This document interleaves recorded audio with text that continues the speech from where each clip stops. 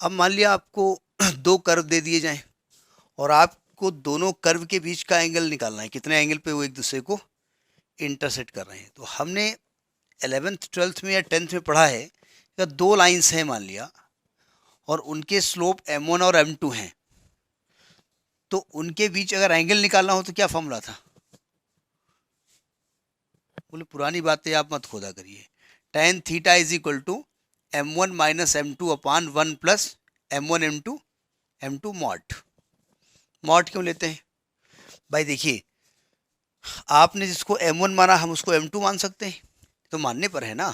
आपने इस वाली लाइन के स्लोप को m1 माना, हम इसको m1 मान सकते हैं। तो आपकी वैल्यू ये नेगेटिव भी आ सकती है और पॉजिटिव भी आ सकती है, इसलिए हम पॉजिटिव वैल्यू लेते हैं। बोले क्यों भाई? उसके दो कारण हैं, दोनों सही हैं। अगर नेगेटिव लोगे तब भी सही है। क्यों? आपने कहा इन दोनों के बीच एंगल 45 डिग्री है और हमने कहा 135 डिग्री है, तो दोनों बातें बराबर हैं कि अलग अलग हैं? दोनों बातें सेम है भाई। नहीं, दोनों बातें हैं तो सेम, कही तो सेम गई ना। तो हम ये हमने पढ़ा है। लेकिन अब कर्व के केस में हम क्या करें?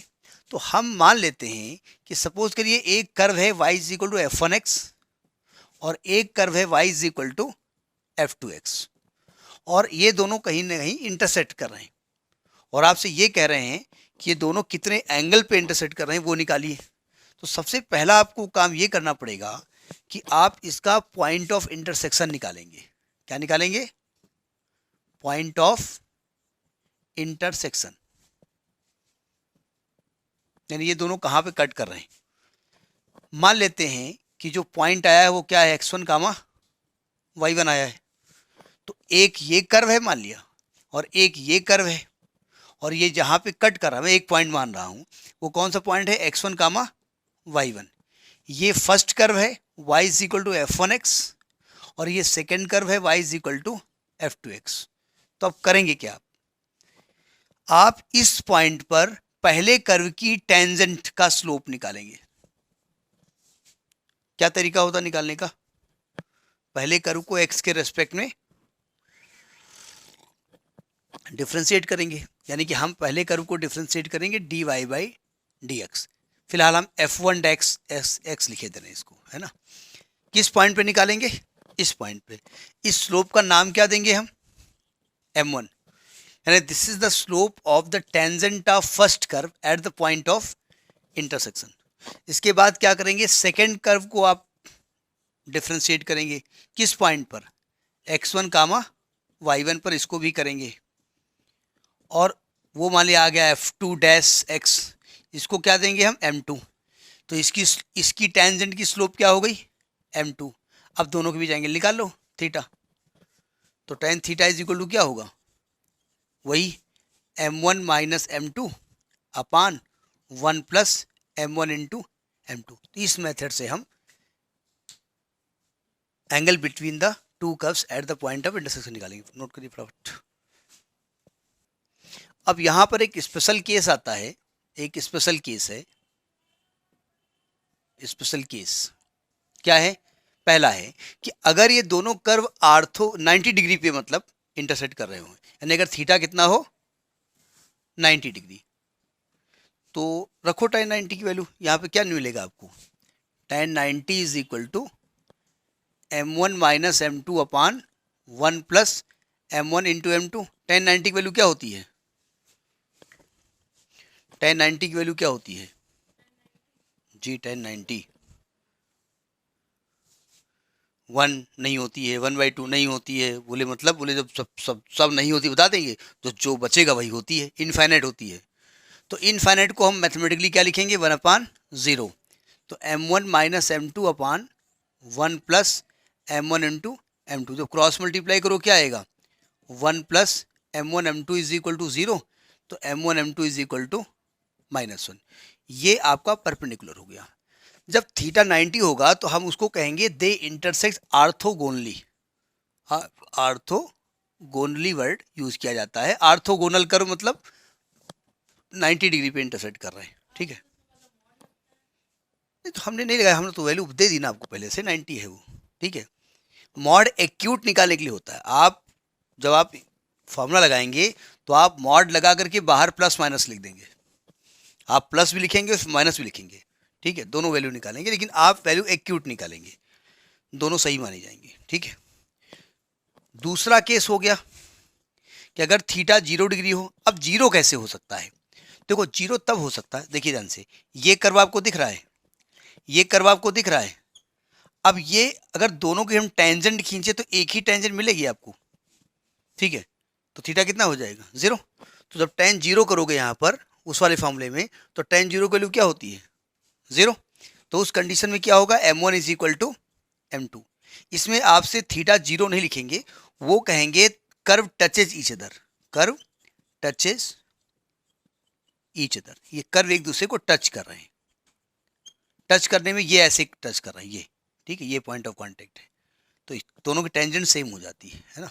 अब पैरेलल हम कह दें या सेम कह दें, बात वही है भाई, एक ही पॉइंट ऑफ कांटेक्ट है और एक ही पॉइंट ऑफ कांटेक्ट से दो टेंजेंट पैरेलल खींच रहे हो तो सेम ही तो टेंजेंट होगी ना। तो ये दो केस हो गए जाकर के, ठीक है, नोट करिए। ठीक है, टेंजेंट नॉर्मल, सब टेंजेंट सब नॉर्मल की लेंथ निकालना है। तो आप कहेंगे सब टेंजेंट तो मालूम नहीं है, तो ये हिंदी वर्ड नहीं है, कहने सब टेंजेंट मतलब जितनी टेंजेंट है सबकी लेंथ निकालना है, नहीं, जोड़ सकते ना हिंदी से। तो सब टेंजेंट क्या होती है, सब नॉर्मल क्या होता है, पहले ये समझ लीजिए।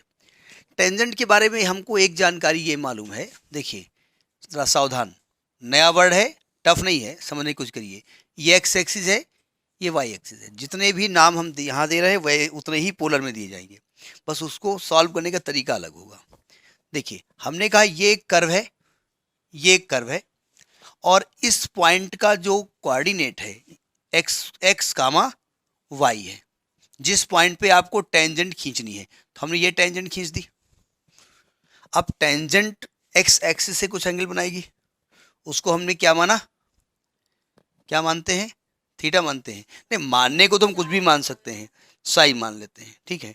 हम ऐसा करते हैं, इसका नाम x1 y1 मान लो या अल्फा बीटा मान लो, कंफ्यूजन हो जाएगा ना अब इसमें, अल्फा बीटा मान लेते हैं, ये साई ही मानते हैं। जिस पॉइंट पे टच कर रहा है ये पॉइंट P मान लिया, और जिस पॉइंट पे टेंजेंट टच कर रही है इसको T मान लिया, ठीक है। पॉइंट ऑफ कांटेक्ट पर एक ऐसी लाइन जो टेंजेंट के परपेंडिकुलर होती है, वो क्या होती है? परपेंडिकुलर लाइन को क्या कहते हैं? लो, नॉर्मल कहते हैं। तो हमने यहां से एक परपेंडिकुलर खींचा, ये नॉर्मल हुआ। नॉर्मल जहां पे कट करेगा, ये आपस में एंगल कितना इसका है? 90 डिग्री, ये नॉर्मल होता है। ये जिस पॉइंट पे टच किया उसका नाम दे दिया हमने n, ठीक है। जरा इस पॉइंट पे जाते हैं तो PT टेंजेंट हो गई, PN नॉर्मल हो गया, मतलब लेंथ चाहिए ना आपको नॉर्मल की, तो लेंथ ऑफ नॉर्मल क्या होगा? PN। लेंथ ऑफ टेंजेंट क्या हो गया? PT। अच्छा, यहां से एक परपेंडिकुलर खींचिए, क्या आप कह सकते हैं कि ये वाली लेंथ और ये वाली लेंथ कितनी है, बता सकते हो? अगर मैं यहां से एक परपेंडिकुलर खींच देता हूं, ये O से लेकर के Q की लेंथ कितनी है और Q से लेकर के P की लेंथ कितनी है?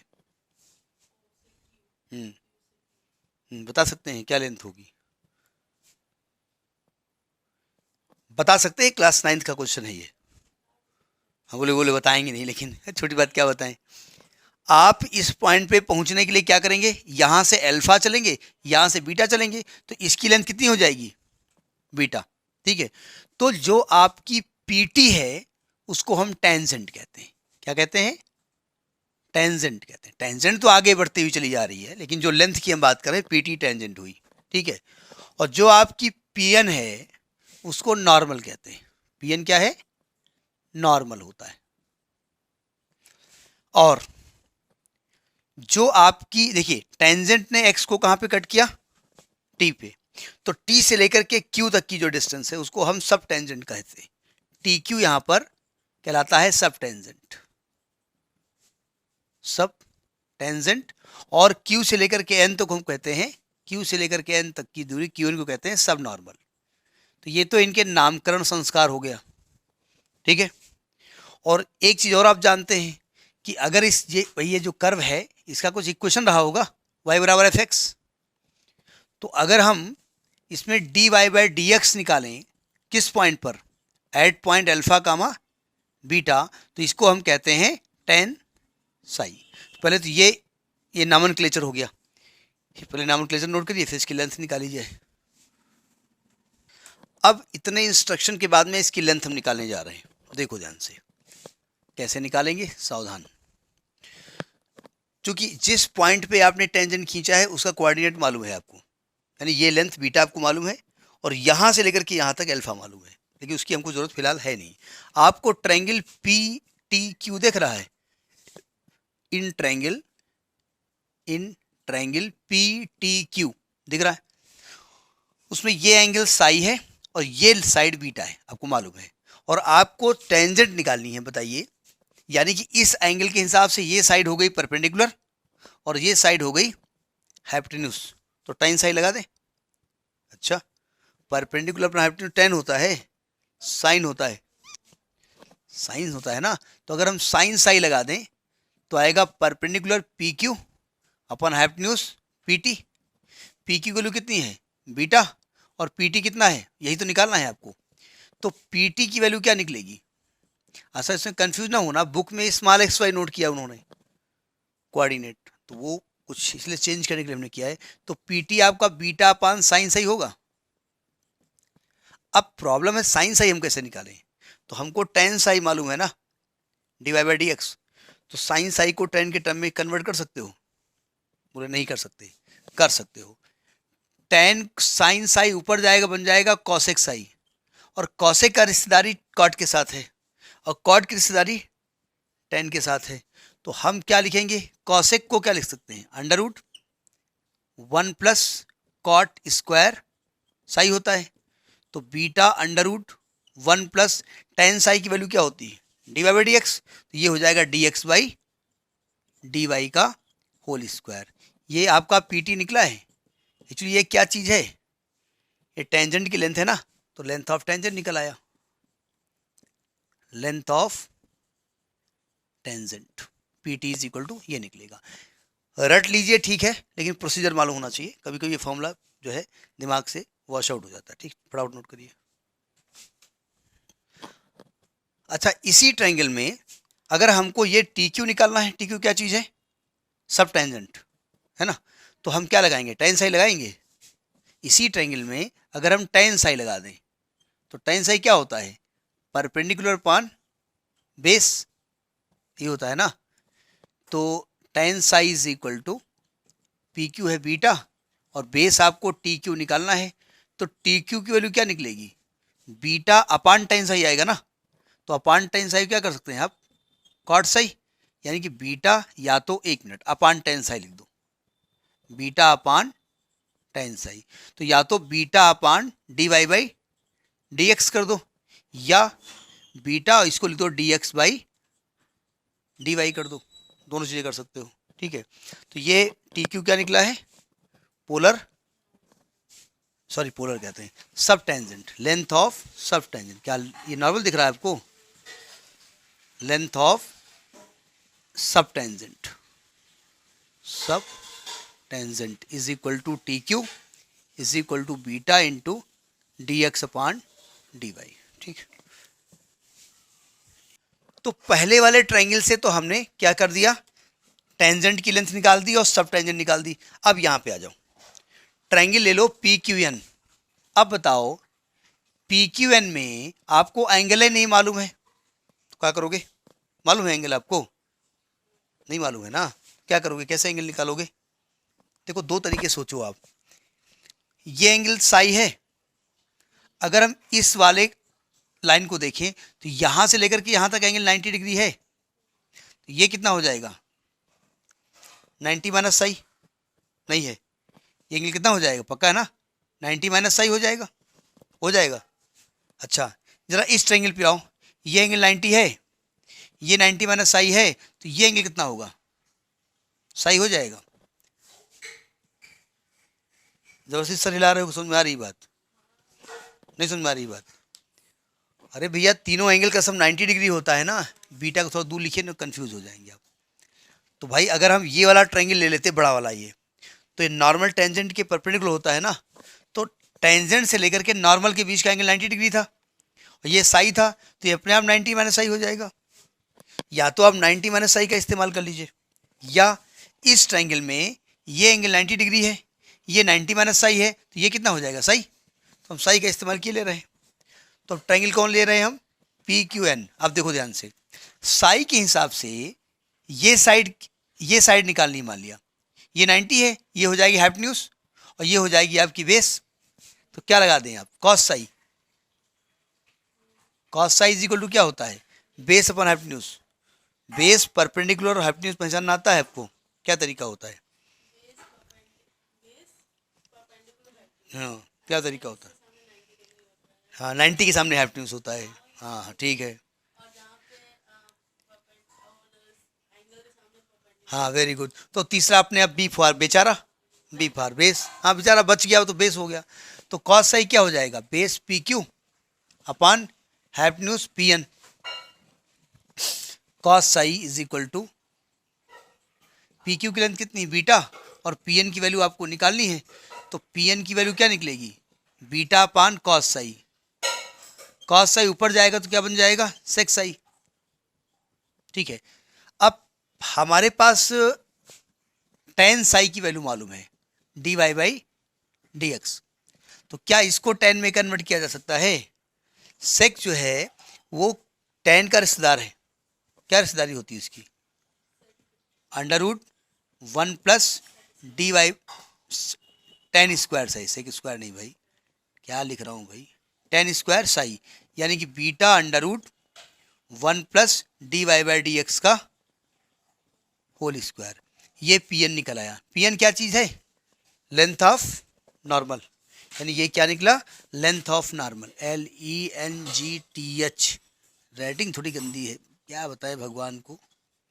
पी एन है और क्या निकला है आपका, beta under root 1 plus D Y by D X का होल स्क्वायर। ये डी आर डी एक्स उसी पॉइंट पे होगा जिस पॉइंट पे आपको टेंजेंट वगैरह की वैल्यू निकालनी है। ठीक, नोट करिए।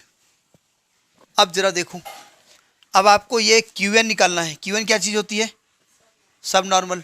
तो इसी ट्रायंगल में अगर हम साइन साई लगा दें, साइन, एक मिनट, साइन ही लगाएंगे, साइन लगाएंगे तो ये वाली साइड आ जाएगी, और साइड आपको ये मालूम है, तो टेन साई लगा दो।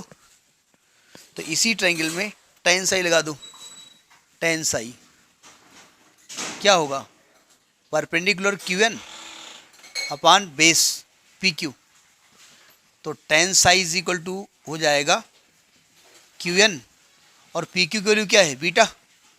यहाँ से क्यू एन क्या निकलेगा, बीटा टेन साई। टेन साई आप निकाल चुके हैं, D Y by D X. तो ये एक्चुअली क्या निकला, लेंथ ऑफ सब नॉर्मल। ये आपका आ गया length of sub normal, length of sub normal. Sub normal is equal to beta into D Y by D x.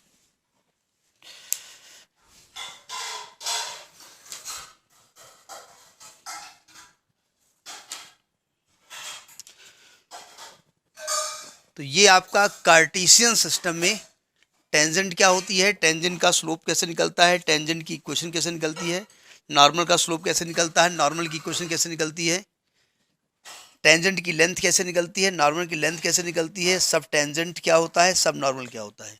Question लगा लेंगे इसके। ठीक है, कल हम बात, जब भी हम बात करेंगे तो पोलर कोऑर्डिनेट के बारे में बात करेंगे। ठीक है, इसको कर लीजिएगा।